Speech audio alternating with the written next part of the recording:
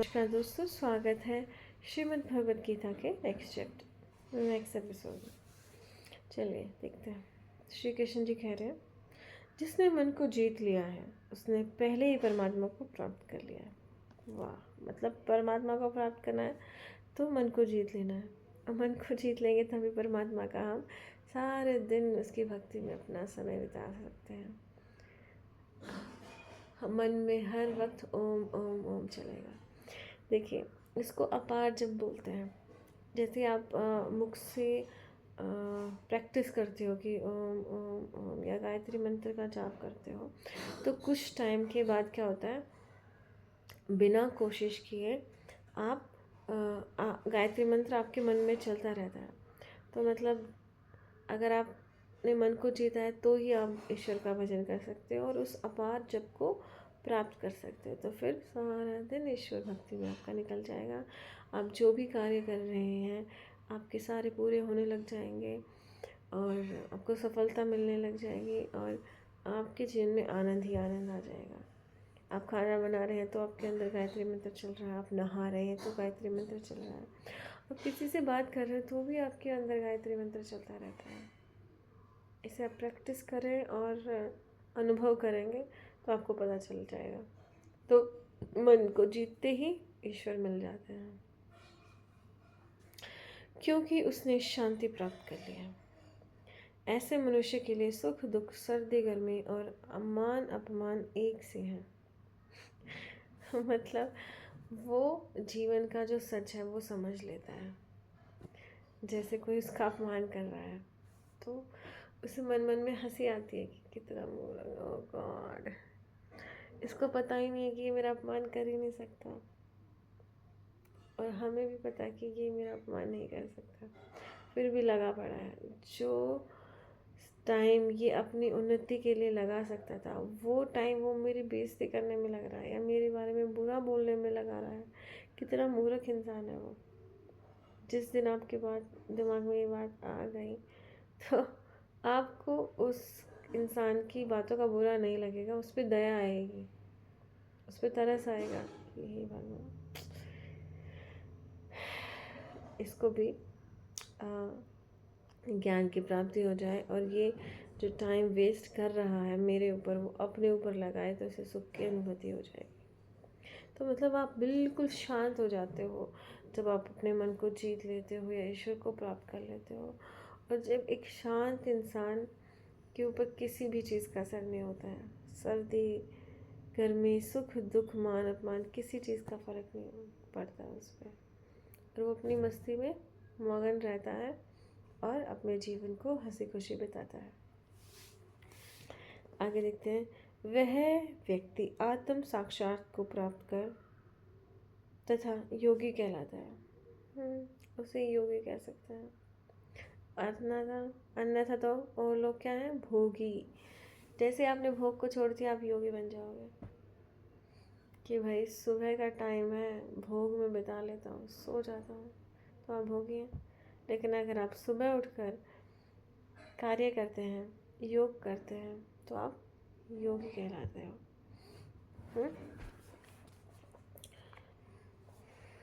जो अपने अर्जित ज्ञान तथा अनुभूति से पूर्णतः संतुष्ट रहता है, ऐसा व्यक्ति आध्यात्म को प्राप्त कर तथा जितेंद्रिय कहलाता है। वह सभी वस्तुओं को, चाहे वे कंकड़ हो, पत्थर हो या कि सोना, एक समान दिखता है। राइट? तो हम पत्थर और सोने को एक समान समझ सकते हैं? नहीं, सोने को तो हम संभाल के रखेंगे और पत्थर को नहीं। योगी क्या कहता है कि भाई अगर उसे किसी को सोना देना होगा तो उसी सरलता से दे देगा जैसे एक पत्थर को कोई देता है। आपको ये कहे कोई कि भाई ये पत्थर पड़ा है, ये मुझे दान में दे दे, तो आप इजीली दे दोगे ना, भाई ले जाइए, तो पत्थर ही है ना। लेकिन अगर आपको ये कहे कि आपके गले का हार उतार के मुझे दे दो, तो आप नहीं दोगे, अपनी माँ को भी नहीं दोगे। नहीं नहीं, ये तो मेरा है, मैं पहनूंगी। तो अगर आपके मन में वही भाव आ जाएगी, ये भी पत्थर, ये दे दो, मेरा तो कुछ है ही नहीं, राइट। तो जब आपके इन दोनों चीज़ों के प्रति भाव एक हो जाता है, मतलब आपको कुछ चाहिए ही नहीं। राइट। तो आप उस चीज़ में, मतलब आपको आत्म साक्षात्कार हो गया।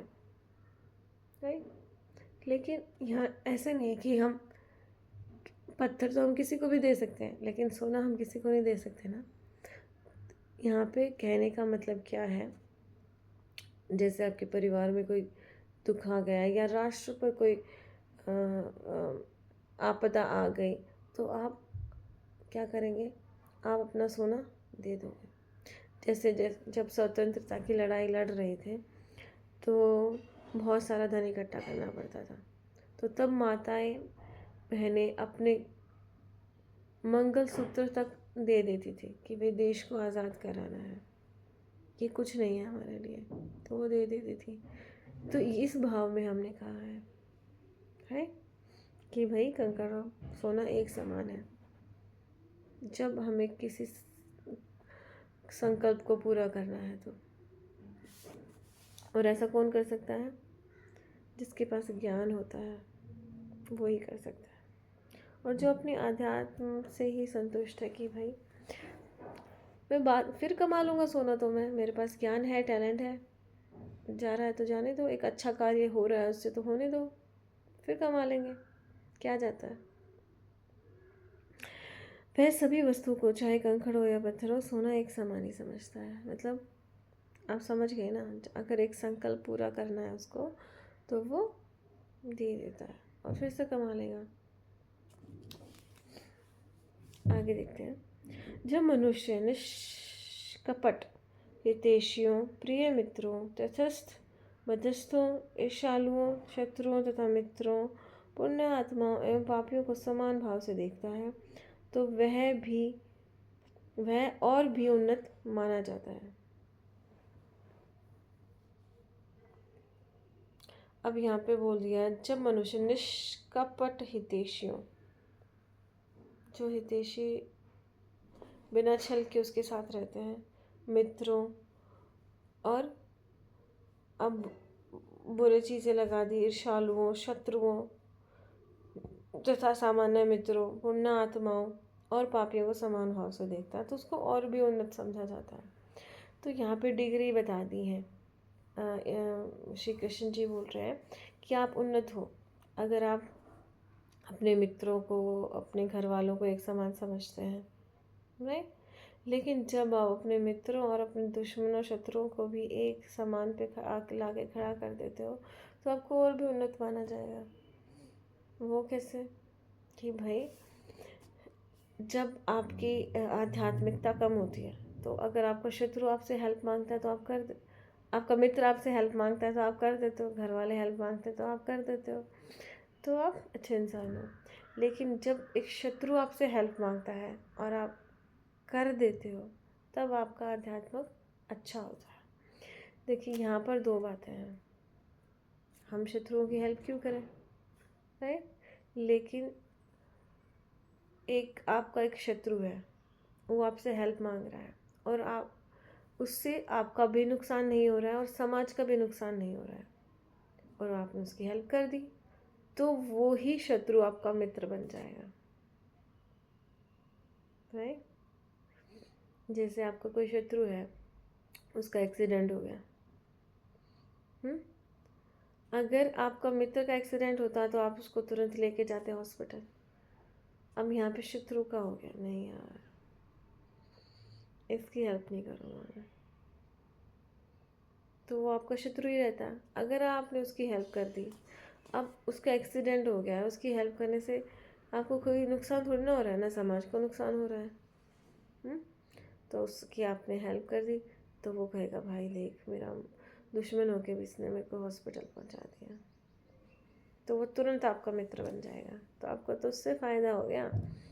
तो जब आप इन लोगों को समान दृष्टि से आप देखने लग जाओगे तो आपका जीवन और भी उन्नत हो जाएगा।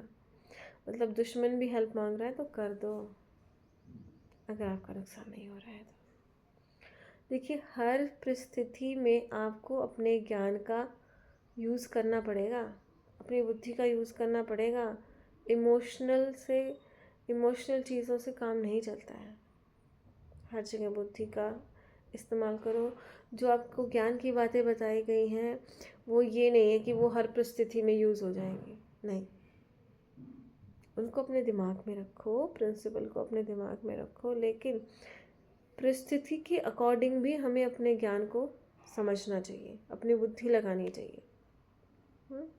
Right right.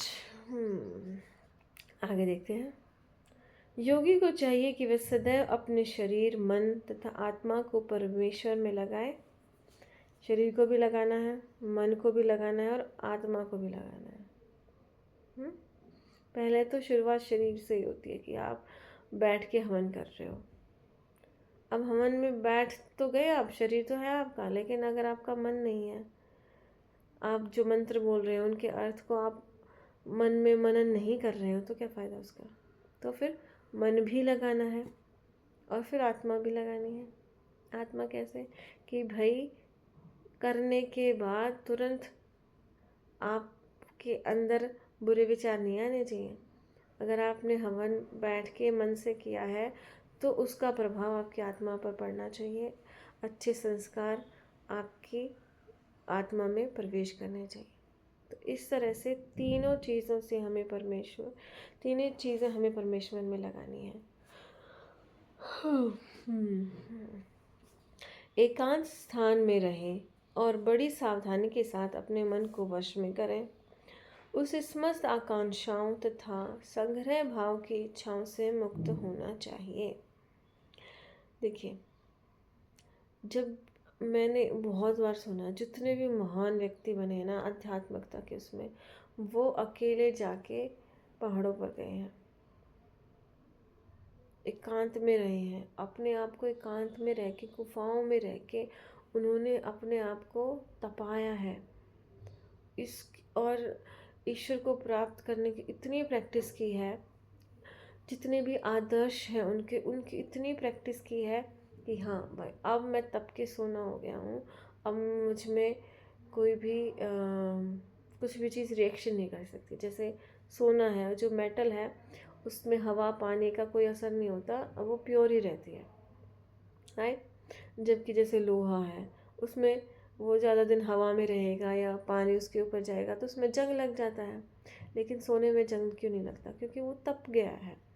तो जितने भी महान आध्यात्मिक गुरु हुए हैं वो एकांत में रह के उन्होंने अपने आप को पहले तपाया है और फिर वो समाज में निकले हैं सुधार करने के लिए या लोगों से अपने विचार साझा करने के लिए। तो वही ये कह रहे हैं कि एकांत स्थान में रहें, बड़ी सावधानी से अपने मन को वश में करें, उससे समस्त आकांक्षा और संग्रह भाव की इच्छा से मुक्त हो जाए। आकांक्षाएं मन तो हमें दूरी करनी है। फिर क्या है? संग्रह भाव। हम ना चीज़ें जोड़ने का हमें लगा रहता है कि ये चीज़ जोड़ लूँ, वो चीज़ जोड़ लूँ, उससे मुझे सुख मिल जाएगा। तो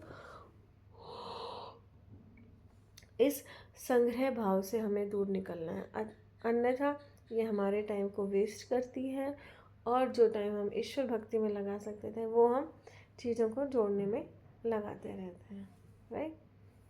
और ये बात किसके लिए? सन्यासी के लिए है। गृहस्थ आदमी को तो जोड़नी ही पड़ेंगी चीज़ें, घर चलाना है ना उसे। हाँ, तो इस बात को हमें समझना है। लेकिन गृहस्थ रहकर भी हमें ऐसी चीज़ों को नहीं जोड़ना जिनका कोई यूज़ ही नहीं है। समझ रहे हो आप? जैसे डेकोरेशन के लिए इतना सामान इकट्ठा कर लेते हैं बाबा रे, क्यों करना है भाई? ऐसा क्या हो जाएगा डेकोरेशन के सामान से? ऐसी चीज़ें लगाओ डेकोरेशन में कि भाई जो आगे यूज़ भी हो। जैसे आपने वीणा रख दी, एक डेकोरेशन में भी है, वो सुंदर है और आप उसे बजा भी सकते हो जब आपका मन करे, जब आपका आजकल ये डिप्रेशन वाली चीज़ बहुत होती है ना, डिप्रेशन है, अकेलापन, तो तब यही चीज़ें काम आती है। म्यूज़िक बहुत ही ज़्यादा हील करता है। हमारे शास्त्रों में लिखा गया है कि म्यूज़िक और गणित, मैथमेटिक्स, मैथ, ये दो चीज़ें गुरुकुल में बहुत ज़्यादा कराई जाती थी, क्योंकि ये चीज़ें इंसान को इंगेज रखती हैं और उसे डिप्रेशन में नहीं जाने देती, अकेलापन महसूस नहीं होने देता। ये दो चीज़ें, मैथ और म्यूज़िक। तो जो ऐसी चीज़ें संग्रह करें जिससे कोई फ़ायदा भी हो जाए, राइट। तो इस भाव के साथ हम आज इसको यहीं समाप्त करते हैं। आशा करती हूँ मेरी बातें सरल लग रही होंगी आपको। मैं कोशिश करती हूँ कि मैं एग्ज़ाम्पल से आपको समझाऊँ। फिर भी अगर कोई कमी है तो आप मुझे ज़रूर बताइएगा। अगर मेरी वीडियो से एक इंसान के जीवन में भी फ़र्क पड़ रहा है तो मैं अपने जीवन को सार्थक समझूंगी। तो आशा करती हूँ आप मेरी वीडियोस को ध्यान से सुनें। बहुत बहुत धन्यवाद।